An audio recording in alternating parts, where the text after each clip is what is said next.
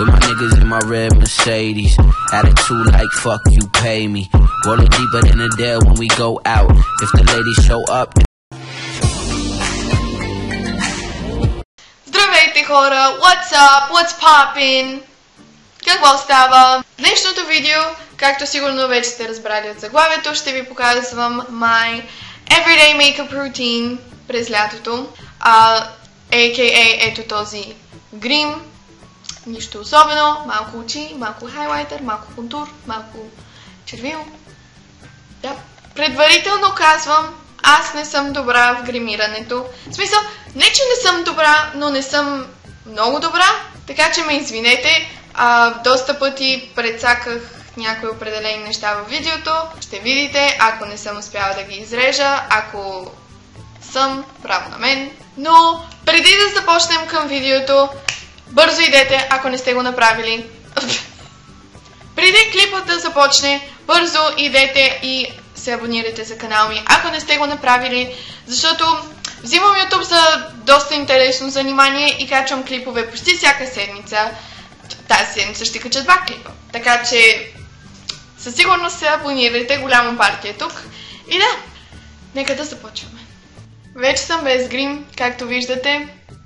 Приличам на картофче. Винаги започвам с лип-бомче, за да може да хидратирам устните си и да изглеждат добре, дори и да сложа матово червило или не. Имам го от почти 1 година и все още не е свършил, не се е разтопил, не се е счупил, което е доста добро постижение, бих казала. По принцип, през лятото започвам с слънцезащитен крем вместо праймер, защото излизам навън и не искам да стана напълно черна, въпреки че ми се иска. Понеже сега нямам слънцезащитен крем при мен или ме е мързел да потърся, ще използвам този суперстар праймер. Добре, след като имаме праймер, който естествено не е направил нищо, защото аз не мога да се гримирам, за веждите си ще ползвам сета на Essence, който е с по-светъл цвят и по-тъмен цвят. И аз естествено ползвам само него. И за четка ще използвам тази четка за вежди на Барбара Хофман от Douglas. Първото, което правя, е очертавам веждите си по краищата, за да може да не излизам от тях. Очертанието ми е уникално. На камера изглежда сякаш съм под веждата, но всъщност не съм. Съвсем малко ще очертаем ето тук. Ще използвам този молив на Essence в цвят 02 Brown. Доста креативно име. И ще използвам в началото само четчицата отгоре, за да блендна веждите. Всъщност не е толкова зле. Очаквах, че се справям ужасно, но всъщност се справим доста добре. И сега ще ползвам всъщност самия молив и ще го ползвам само отстрани, където няма много косъмчета, за да направя по-остър край един вид.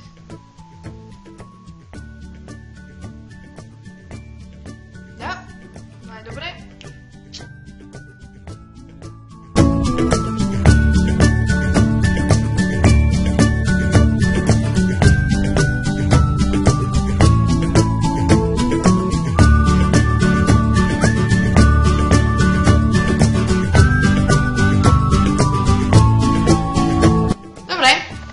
Свършихме с веждите, вече ще преминем към други неща. По принцип, ако ме е мързел, но все пак искам да се гримирам поне малко, ще пропусна като цяло почти всичко и ще отида директно на хайлайтер и буквално това ще е грима ми за целия ден. Но днес няма да направим така, днес ще направим малко повече. По принцип не използвам коректор, поне през лятото. Не за друго, просто предпочитам да използвам само фондютен и да премина на другите неща, отколкото всъщност да използвам и коректор, и фондютен. Използвам фондютенът на Maybelline New York Fit Me.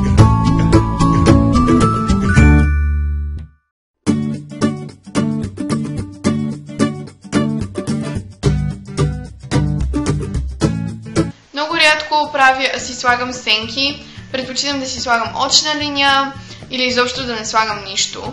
Но тези седмици започнах доста да използвам сенки, така че използвам главно сенките... Използвам главно сенките на Essence. Ще използвам 2 пъти 3. Тази на Essence Eye and Face и другата, която е All About the Nudes. Ще използвам най-светлият цвят. Ето този. Отново казвам, аз не съм много добра в гримовете. Обичам да се гримирам, но не съм по никакъв начин професионалист. Но това е просто начинът, по който аз правя нещата. След като вече всичко е доста бяло и изглежда малко странно, ще използвам този по-тъмен цвят. Ще използвам ето този цвят.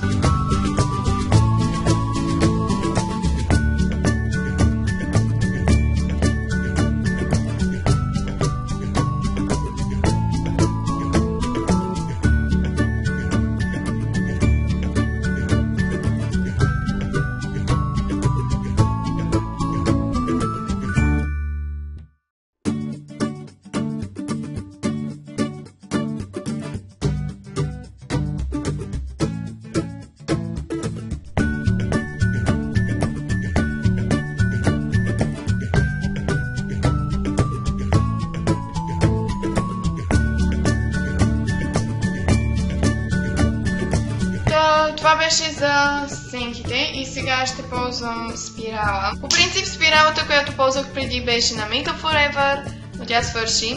Затова ползвам тази на Maybelline New York, The Colossal Big Shot. Мисля, че е доста хубава, изобщо не е зле.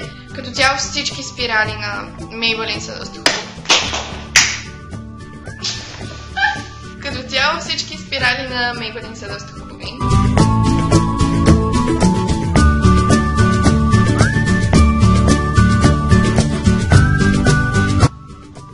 На камера не си лича чак толкова, но също са супер слаби.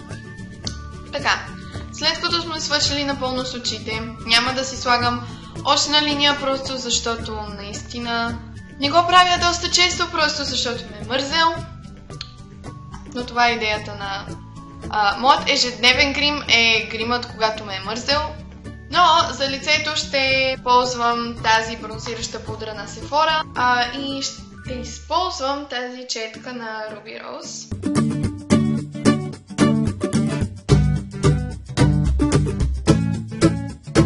Нанасям съвсем лекичко. Просто не искам да е нещо шашкащо и да е като вау! Контур.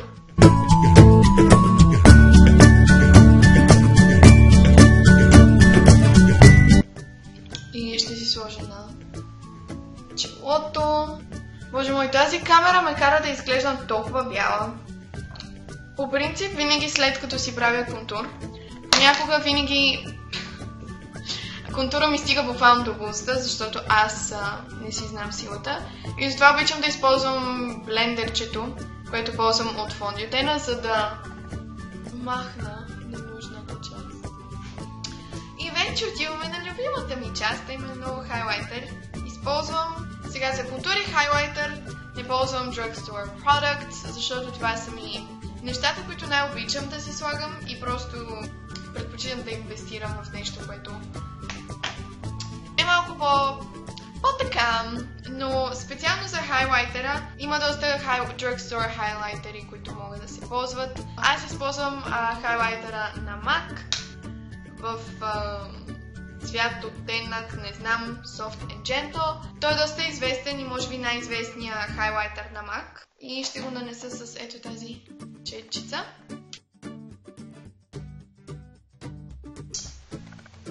Слагам си малко ето тук. Носа. И обичам с пръст да правя така и да си слагам на носа, за да блесне. О, ти не блестиш толкова, но... Окей. Обичам да слагам и ето тук и на брадичката. И също с пръст, понеже с тази четка не мога, с пръст си слагам под веждите, да блеснат и те.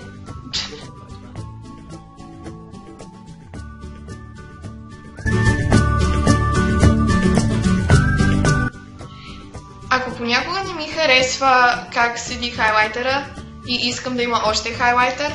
Понякога дори използвам от тази палитра I Am Face, ползвам хайлайтерът и го слагам върху хайлайтера на MAC. Използвам ето това нещо. Със сигурност най-любимото ми нещо от всеки грим е хайлайтера.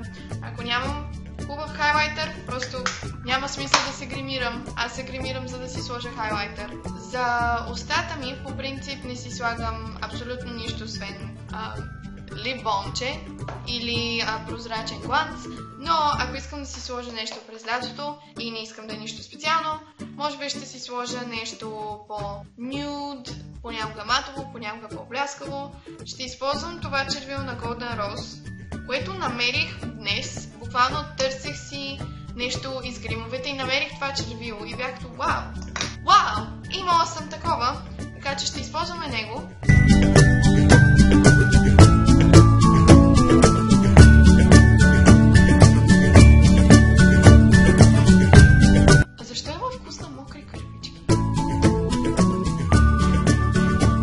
With my niggas in my red Mercedes, attitude like fuck you pay me.